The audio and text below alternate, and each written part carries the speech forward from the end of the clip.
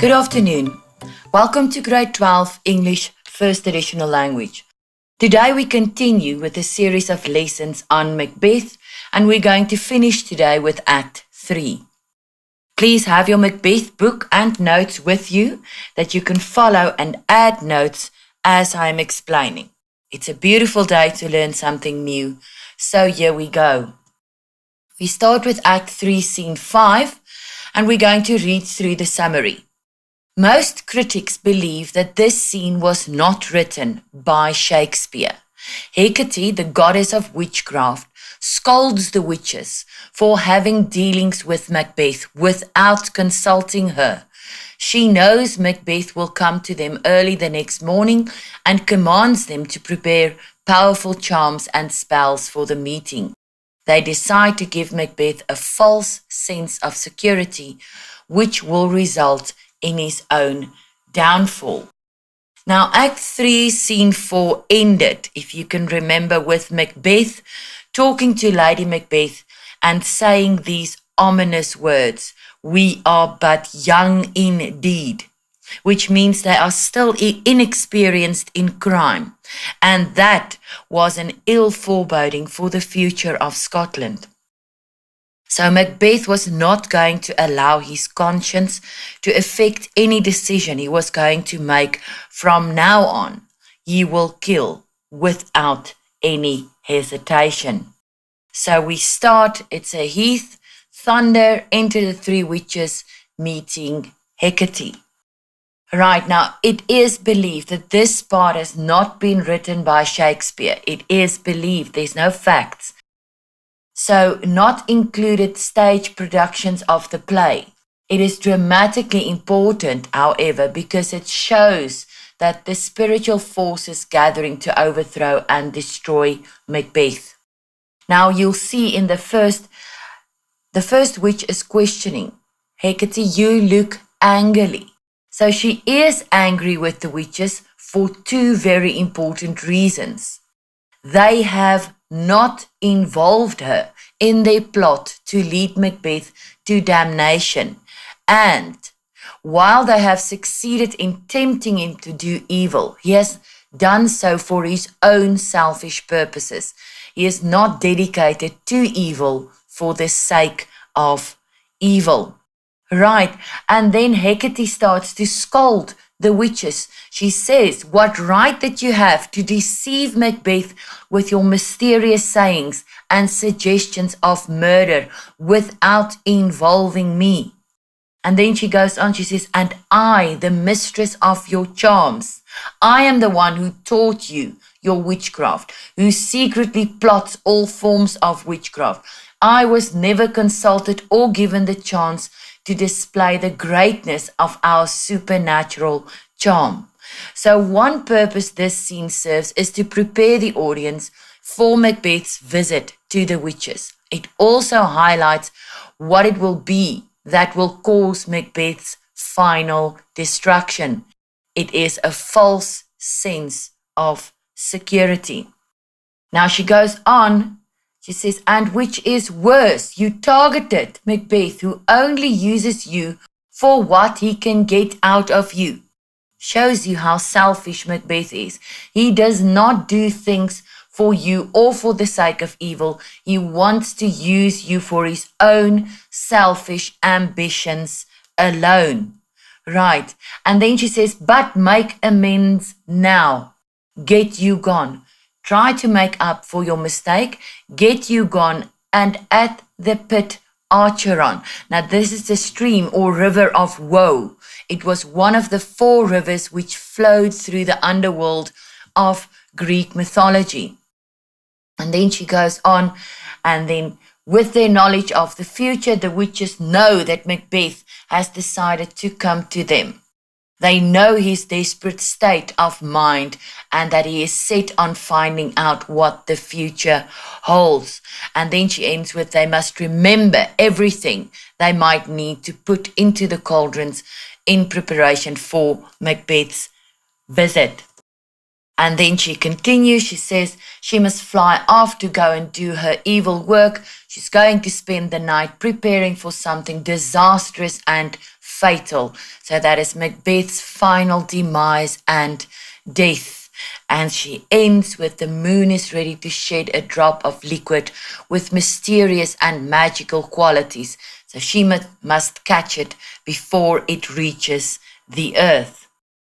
It will help her to call up certain spirits, which will so convincingly deceive Macbeth that he will defy destiny and rush headlong to his destruction.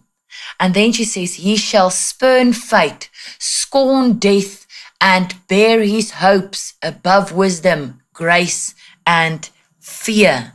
So they are aware that overconfidence is the most deadly enemy of man, and so Macbeth will forget wisdom, virtue, and natural fear.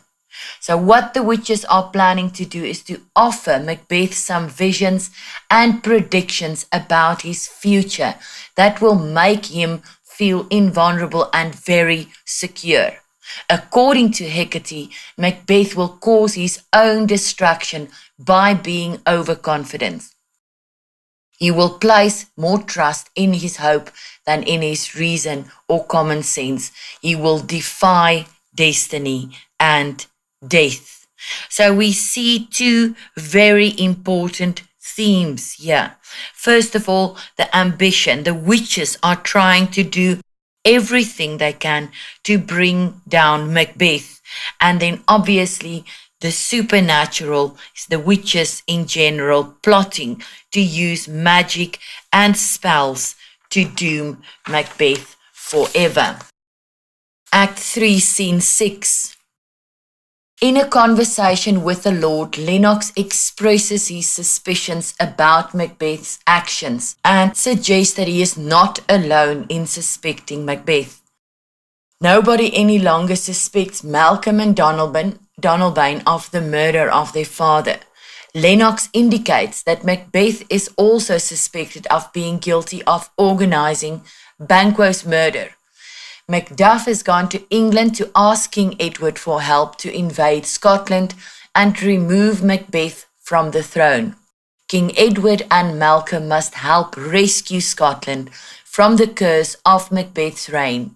Macbeth is already preparing for war. This scene shows the attitude of the Scottish nobility towards Macbeth. Very, very important in this scene. Lennox is being ironic. He speaks in such a way that his words mean exactly the opposite of what they say. He does not believe that Malcolm and Donalbain have killed Duncan or that the attendants killed Duncan. He's convinced Macbeth is the murderer. Now he starts with, my former speeches have but hit your thoughts. So Lennox shares with a fellow nobleman the view that Macbeth is a murderous usurper. Remember, usurper is to take a position of power by force illegally, and a tyrant. It is clear that the murderers of Duncan, the two guards, and Banquo are not isolated cases. So Duncan, the guards, and Banquo. Lennox here put everything together and he realized it's not isolated cases. It is only the first of Macbeth's crimes. He goes on, which he says, which can interpret further only, I say things have been strangely born. You must make your own conclusions, but strange things have happened.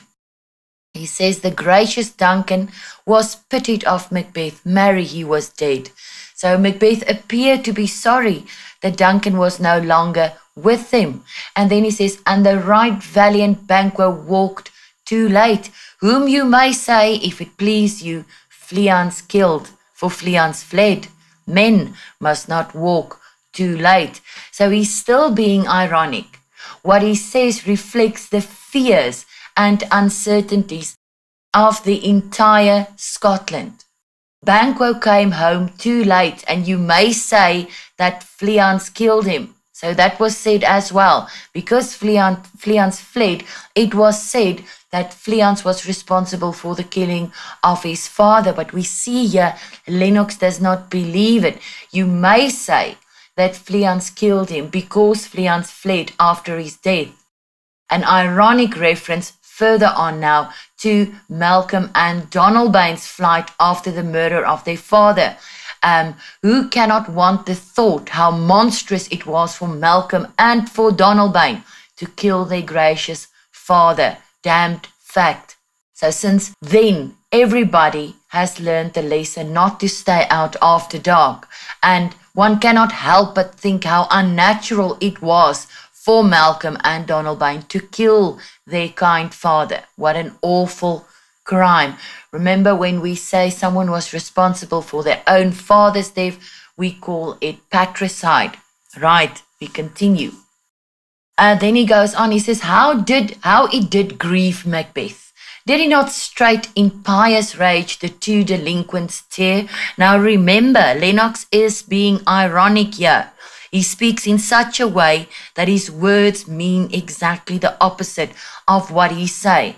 So he's saying it angered Macbeth so much that he immediately, in justifiable anger, killed the two guilty attendants who were in a drunken stupor. So he's actually saying it was not justifiable. Macbeth was not supposed to kill the two guilty attendants. And then he goes on, that were the slaves of drink and thralls of sleep. Was not that nobly done? Aye, and wisely too, for it would have angered any heart alive. So sarcastically, he asks whether this was not an extremely clever thing to do, since people would have been very angry if the gods had attempted to deny their obvious guilt. It was a clever move to conceal his crime. Very important, it was a clever move on Macbeth's side to conceal his crime of killing Duncan. Right, and then he goes on, and so that I say, he has borne all things well. So Macbeth did well to rid himself of the gods, as they would be able to expose his and his wife's treachery. And then he goes on, and I do think that had he Duncan's sons under his key, so if he had Duncan's sons in prison, as and please heaven he shall not, they should find what it were to kill a father, so should Fleance. So Lennox here says a quick prayer that Macbeth should never get Duncan's sons in his power. He would kill them in another fit of holy anger for murdering their father. That was his excuse for killing the gods. And the same thing will happen to Fleance, since he has fled and is also now suspected of killing Banquo. And then he ends off, he says, but peace, let me rather be quiet. For from broad words and cause he failed his presence at the tyrant's feast, I hear Macduff lives in disgrace. So now he's talking about Macduff. He says Macduff, being outspoken about his suspicions, has attracted Macbeth's attention. And in addition, he refused to attend the banquet when he was invited. Well, in the beginning, he did not attend the coronation either. So Macbeth does not trust him anymore, and it is obvious that Macduff will be Macbeth's next victim if he is found.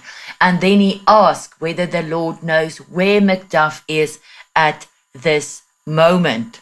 And then the Lord answers him, the son of Duncan, from whom this tyrant holds the due of birth, lives in the English court and is received of the most pious Edward with such grace. So the Lord is talking about Malcolm, the son of Duncan, from whom this tyrant, that is now Macbeth, holds the due of birth.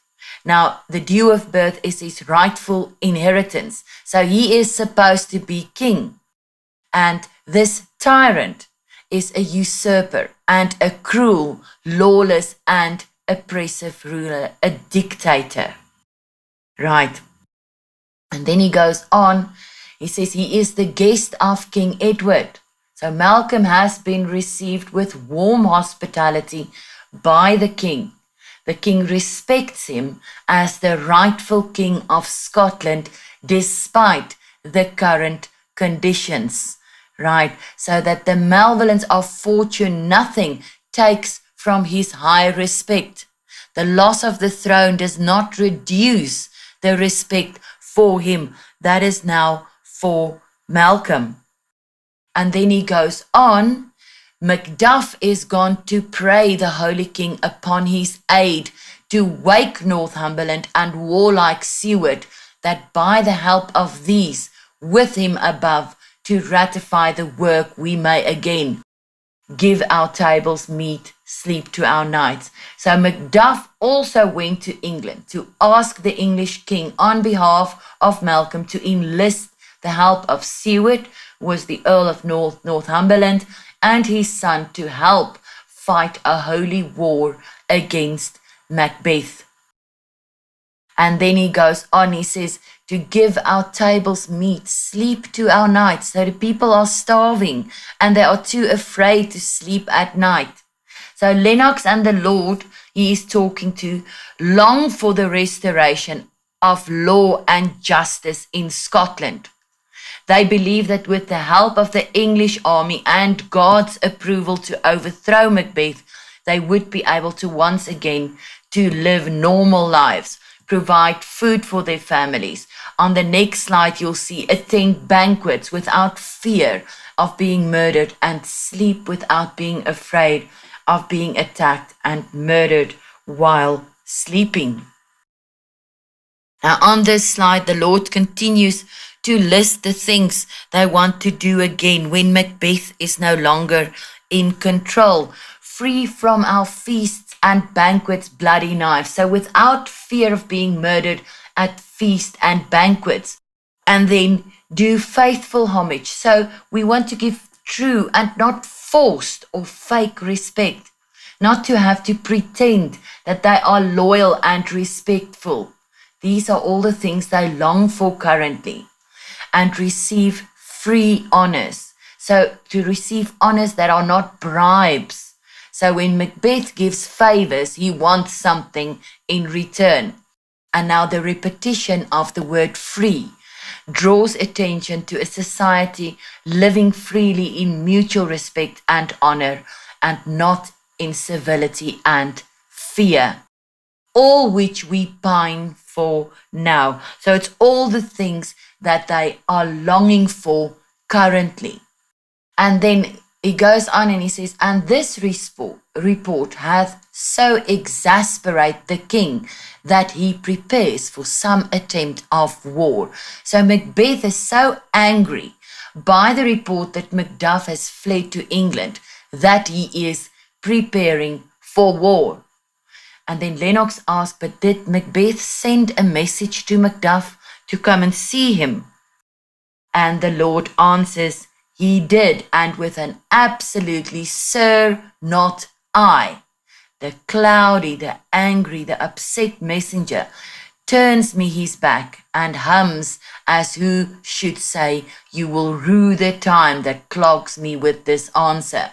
So Macbeth sent a messenger to summon Macduff to appear before him, but Macduff flatly refused to obey Macbeth's direct order by saying, sir, not I. And then Macduff's reaction angered the king's messenger was cloudy. And as he turned around to ride back to the king, he murmured that Macduff will regret giving this message to deliver to Macbeth. The messenger is aware that this answer will anger Macbeth, who will then punish him, the messenger, for bringing such bad news. Lennox goes on and he says, and that well might advise him to a caution, to hold what distance his wisdom can provide. So deeply worried, Lennox urges the Lord to advise Macduff to stay as far away as possible from Macbeth. And he continues in saying, some holy angel fly to the court of England and unfold his message ere he come, that a swift blessing may soon return to this our suffering country. So may some holy angel go before him, that is before Macduff, to the English court to announce his message even before he arrives, so that Scotland soon can be freed from this bloody tyrant Macbeth, so under a hand accursed. So the country is suffering under the rule of an evil, hated tyrant. And then he ends with, I'll send my prayers with him. So a turning point has been reached in Macbeth's career. Scotland has declined rapidly. Macbeth's evil has transformed Scotland into a suffering country. Now forces of good are gathering and uniting against Macbeth and seeking outside help from England. This is now what happened in scene 6. Forces of good. The people of Scotland, the noblemen are talking to one another, and Macduff went to England to ask Malcolm and Edward for help. So those are the forces of good are gathering and uniting against Macbeth. But in the previous scene, we saw the forces of evil are also ganging up against Macbeth. So forces of good and forces of evil are ganging up against Macbeth to cause his downfall. Right, seeing that these were two very short scenes, we have time to look at only a few open-ended questions and answers that I got from previous papers. Right, so let's have a look at the first one. It is clear from a description of the events in the beginning of the play that there is a great deal of disorder in Scotland. Discuss your view. Now, people, first of all, you always have to look at your question very critically. Look for your key words like beginning of the play in this question. So this will tell you which events are you going to discuss in your answer. So it's clear from a description of the events in the beginning of the play that there is a great deal of disorder in Scotland. Now, the events in the beginning of the play was the battle in the beginning of the play where Macbeth and Banquo fought as generals in Duncan's army. So this is going to be that showed you there was disorder in Scotland.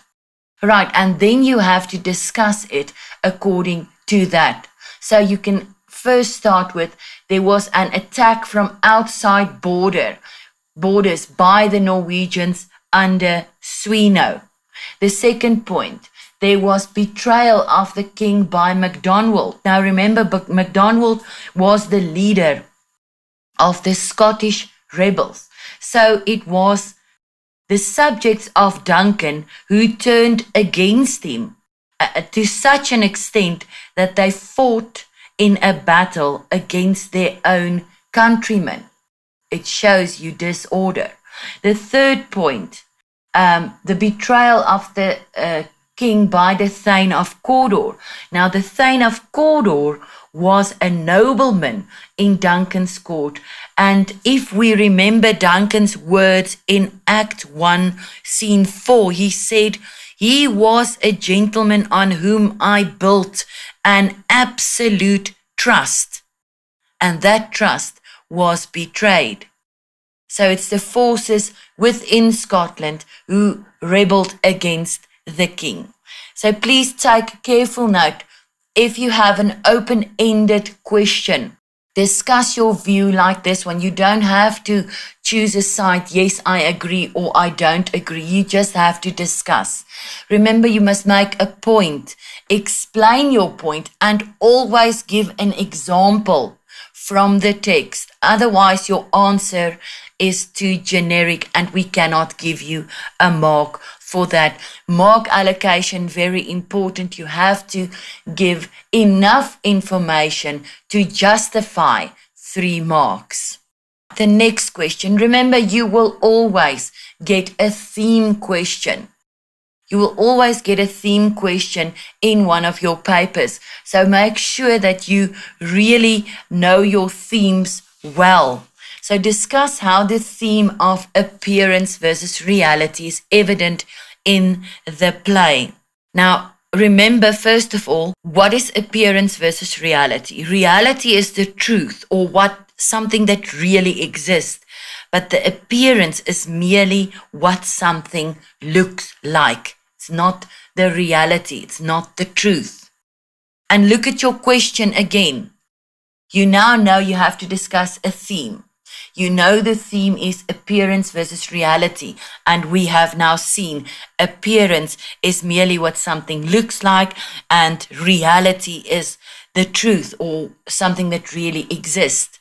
Now the last part, in the play. In your questions, you have to make very sure. Does it say evident in the play? Then it's easy because it's the whole play, and you can take any example of this theme and discuss it.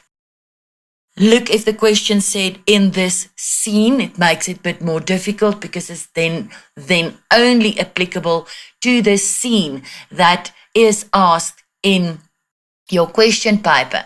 And the most difficult one is when it says it's evident in this extract. Then you may only look at the extract given in your question paper. Nothing else wider than that. Only that extract. So you have to make very sure. Does it say evident in the play, in this scene, or in this extract? Right. So if it says like in the question, in the play, it's very wide and you can give such a lot of answers. Yes, only a few examples. Macbeth appears to be good, but he is evil. Always present me with an example from the text. The witches appear to predict the truth, but they are equivocating or deceptive or misleading. Lady Macbeth appears to be bloodthirsty and strong, but she is emotionally unstable. Remember, it's the whole play. Lady Macbeth appears to be a loving wife and good hostess, but meanwhile is plotting Duncan's death. You can even go to fair is foul and foul is fair, the words of the witches, and discuss that. You can talk about the physical appearance of the witches. They appear to be women, or they appear to have beards, but in reality they are women. And then what look like the innocent flower but be the serpent underneath, right? All of those are examples that you can use when discussing the theme of appearance versus reality. And then, do you think the witches' predictions have helped the progression of the play? Okay, so now let's look at the question again. The witches' predictions, okay. Thane of Cawdor, king hereafter, and Banquo's children will be kings, have helped the progression of the play. Now, what does progression means? It's the process of developing or moving to an advanced state. In other words, to state it easier, did the witches' predictions make the events in the play move forward? Right, so now, do you think, now you have to say, yes, I think, or no, I don't. Right, so you must make it very clear what is your point of view. Is it a yes or a no, that the marker can clearly see what your point of view is. Remember, it may be a combination answer where you say both yes and no. But the most important thing that you have to remember then here is that your motivation for yes fit with your yes answer and the other way around. So if you said, yes, I do think the witches' predictions have helped the progression of the play, you could have answered, Macbeth is motivated to move forward to make sure the predictions would happen, like the killing of Duncan to ensure he would be king. Also, in terms of killing Banquo, Macbeth hoped to eliminate the competition. Or no, I don't think the witches' predictions have helped the progression of the play. No, Macbeth's ambition for power drove them to their evil deeds. They were opportunistic after witches' predictionism, but they used this to promote their own visions of the future, and Macbeth had to prove that he was a man in the eyes of Lady Macbeth. Right, so among others, we will consider these answers. And then throughout the play, it is clear that Macbeth does not take the decision of killing his king lightly. Do you have any sympathy for Macbeth and the choice he feels he has to make? Take into consideration his ambition, his internal struggle, and Lady Macbeth's comments to convince him to commit the murder. Right. Okay, so let's look at the question. The first part says, Macbeth doesn't take killing the king lightly. It's a big thing for him. Now, the question is, do you have any sympathy for Macbeth and the choice he feels he has to make? So do you have sympathy for him and the choice, do I kill the king or don't I kill the king? And then you have to take into consideration his own ambition, his internal struggle, and Lady Macbeth's comments to convince him to commit the murder. So, again, it's a yes or no answer. You can give a combination answer. Make sure your motivation is correct then. Right, so if you said, yes, I have sympathy for Macbeth, so then you can say the witches have hinted at him becoming king, which gave him hope to realize his ambition. Macbeth has clearly proven in the battle that he deserves the kingship above Malcolm. Remember, Malcolm was named Prince of Cumberland, who couldn't even protect himself during the battle. And remember, it wasn't a given that the kingship would go to the oldest son of the king unless the king named him Prince of Cumberland. If Prince of Cumberland was not named, the kingship will go to the strongest, most powerful member of the king's family, in this case, which was Macbeth. And then Lady Macbeth's arguments to convince him touched upon two major issues in his life: his bravery and his love for her, making it extremely difficult for him to stick to his decision not to kill Duncan. Right, remember at that stage, Lady Macbeth had a great influence on Macbeth. The witches only gave the predictions. They only hinted at him becoming king.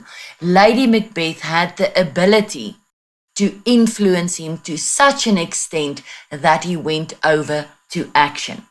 If you said, no, I don't have any sympathy for Macbeth, Macbeth has clearly stated in the drama that one should not kill your king, a family member, or your guest. It is only fair that when he kills the king, he should carry the consequences of his deed and eventually be killed as well. And he should not have allowed Lady Macbeth to bully him into killing the king. Remember, Macbeth still had his own free will. He could have said no. That concludes our lesson for today. I hope all of you enjoyed it as much as I did. That is also the end of Act 3. So in our next lesson, we are going to look at an extremely important scene, which is Act 4, Scene 1. So I hope you have a wonderful afternoon further. Stay safe, make wise choices. Goodbye.